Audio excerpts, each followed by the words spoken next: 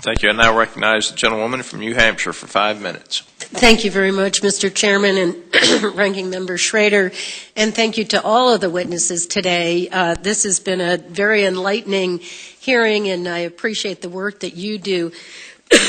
I represent New Hampshire, Western New Hampshire, and the University of New Hampshire is our land-grant university, and we have farmers and foresters across the state that are working with the extension.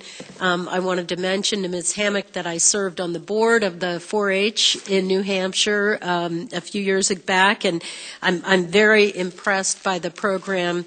My town has the largest state fair, and so 4-H and all of that goes with it has been a big boon for us. I think we're all amazed and impressed by Congressman Smith and Lever over 100 years ago to have been thinking about this and come up with a program that was so sustainable and so effective in so many different environments. And I'm sure those of us here today would like to be a part of something that has that kind of longevity. I want to focus my questions briefly here on this discussion about healthy people, healthy planet, healthy economy, and how that's tied together. And in particular, I represent a district that has a mix of urban, suburban, and rural.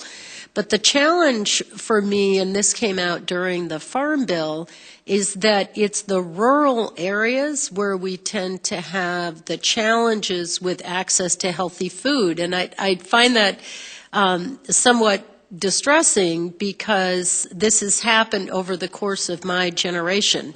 When I was a girl, everyone had a garden and people raised animals and raised food. But now I think part of it is just people's lives are so busy and we've lost some of that.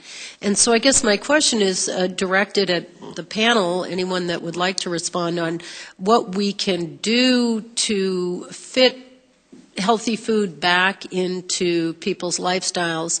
And I want to commend my colleague, Marcia Fudge, who had an amendment that we did pass on food deserts, and that will be helpful in the rural communities as well. But I welcome your thoughts.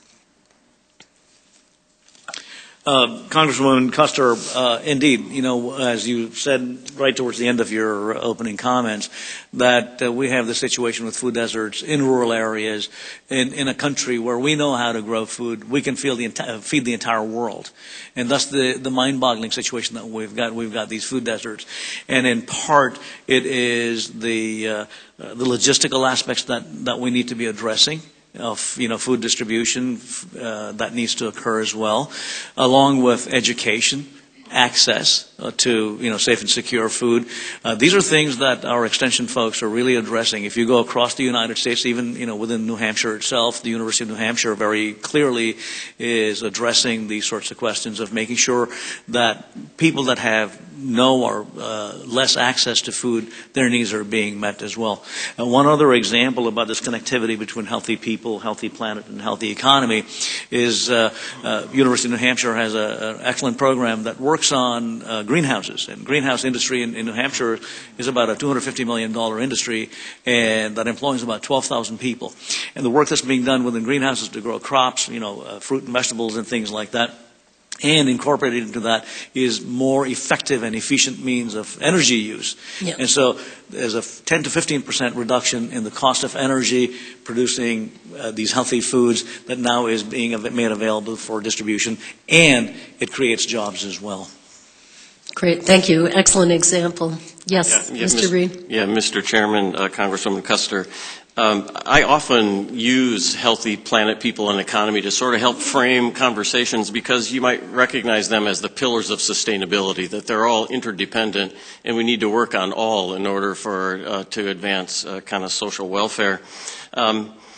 And while this is only a partial answer to your question, it seems to me that compared to yesteryear, society today is so time-driven in both urban and rural areas that we simply can't find easy ways to take the time to produce the food that I think we would all enjoy seeing in rural or urban environments. So if we could figure out a way to slow down the clock, I mean, that might be a way to make some progress. However, seriously, our Master Gardener program, which was our most successful and significant volunteer training program, has made a dramatic and observable shift to food production, where historically it had been focused more on the environmental side of things. And something that is central to the stock and trade of extension education is to work in peer-to-peer education, because individuals can accomplish sometimes more than we can. And so it's my hope that we could adapt the Master Gardener program to find a place in urban environments to do exactly what you described.